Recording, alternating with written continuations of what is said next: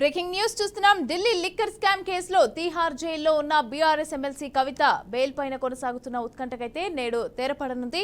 ఇక కవిత బెయిల్ పిటిషన్లపైన ఇవాళ rows avenue court ప్రత్యేక న్యాయమూర్తి కావేరి బవేజా తీర్పు ఇవ్వనున్నారు.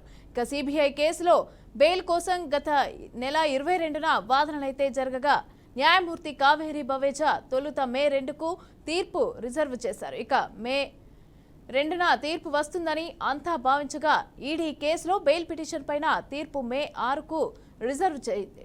ఇక ఈ నేపథ్యంలో రెండు కేసుల్లో బెయిల్ పిటిషన్లపైన తీర్పును మే 6న వెలువరిస్తామని న్యాయమూర్తి స్పష్టం చేశారు.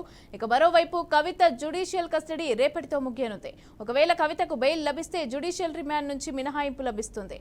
బెయిల్ను న్యాయస్థానం నిరాకరిస్తే మాత్రం కవితను కోర్టులో హాజరుపరచనున్నారు. కాగా లిక్కర్ స్కామ్ వ్యవహారంలో ఈ ఏడాది మార్చి 15న ఈడీ, ఏప్రిల్ 11న సిబిఐ కవితను అరెస్టు చేశాయి. ఇక అనంతరం ఆమెకు ట్రయల్ కోర్టు జ్యుడిషియల్ కస్టడీ విధించింది.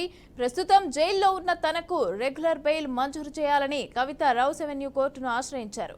కవిత తరపున లాయర్ వాదనను వినిపిస్తూ పిఎంఎల్ఏ సెక్షన్ 45 ప్రకారం కవిత మహిళ కనుక బెయిల్కు అర్హురాలని కోర్టుకు నివేదించారు. ఇక అప్రూవర్ల స్టేట్మెంట్లే తప్ప సరైన ఆధారాలు లేనందున కవితకు బెయిల్ మంజూరు చేయాలని కోరారు. ఈ కేసు దర్యాప్తు కీలక దశలో ఉందని, ఆమె బయటకు వస్తే కేసును ప్రభావితం చేస్తారని, అందువల్ల బెయిల్ ఇవ్వొద్దని ఈడీ, సిబిఐ తరపున అడ్వకేట్లు కోరారు. మరోవైపు కవితకు కోర్టు విధించిన జ్యుడిషియల్ కస్టడీ ఈ నెల 7తో ముగియనుంది. దీంతో గత ఆదేశాల మేరకు ఆమెను మంగళవారం ఉదయం కోర్టులో ప్రొడ్యూస్ చేయాల్సి ఉంటుంది.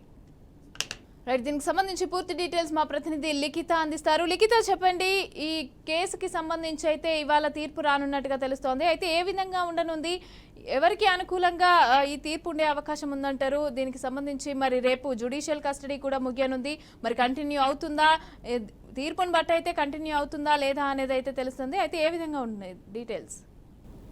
రైట్, ఈ బీఆర్ఎస్ ఎమ్మెల్సీ కవిత బెయిల్ పిటిషన్ పై అయితే కొంతవరకు ఉత్కంఠ అనేది నెలకొంది. లిక్కర్ స్కామ్ కేసులోనైతే ఇప్పటికే ఆమె అరెస్ట్ అయిన తర్వాత తీహార్ జైల్లోనైతే ఉన్నట్లుగా తెలుస్తుంది.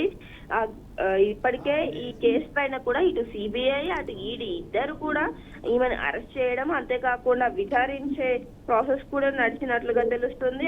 ఈ యొక్క కేసులో చాలా వరకు కూడా ఈ లిక్కర్ సంబంధించి కావచ్చు, అలాగే ఈ 100 కోట్ల స్కామ్ కు సంబంధించి కావచ్చు, ఈ అమౌంట్ అనేది ఎవరెవరు ఎప్పుడెప్పుడు ఎక్కడ దీన్ని సరఫరా చేశారు అనే విషయం పైన, అలాగే మిగతా విషయాలపైన కూడా వీళ్ళు ఎప్పుడు కలుసుకున్నారు, ఏ విషయాలపైన కలుసుకున్నారు, ఎప్పుడెప్పుడు ఏమేమి మాట్లాడారు అనే విషయాలపైన కూడా చాలా వరకు విచారించడం అయితే జరిగింది. దీనికి సంబంధించి ఇప్పటికే కోర్టులో ఈ విచారణ జరగాల్సి ఉంటుంది. కానీ ఈ యొక్క జడ్జి అనేది కొంతవరకు ఆమె లీవ్ లో ఉండడంతో కూడా ఈ వీడియో కాన్ఫరెన్స్ లో కూడా ఈ యొక్క విచారణ అనేది కొనసాగింది.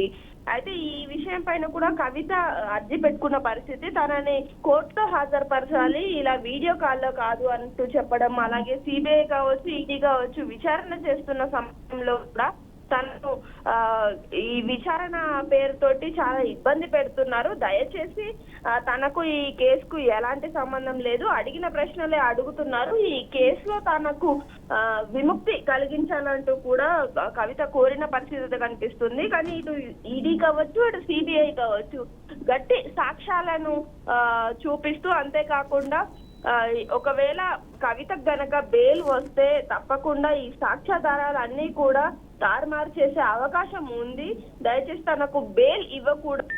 కొంతమంది మెయిన్ వ్యక్తులు ఎవరైతే ఉన్నారో వారిని పట్టుకోవడానికి ఈ యొక్క విచారణ అనేది ఇంకా కొనసాగిస్తే, కవిత లోపల ఉంటేనే వారిని కూడా పట్టుకునే అవకాశం ఉందంటూ కూడా ఇప్పటికే ఈ అధికారులు అయితే చెప్పడం జరుగుతుంది.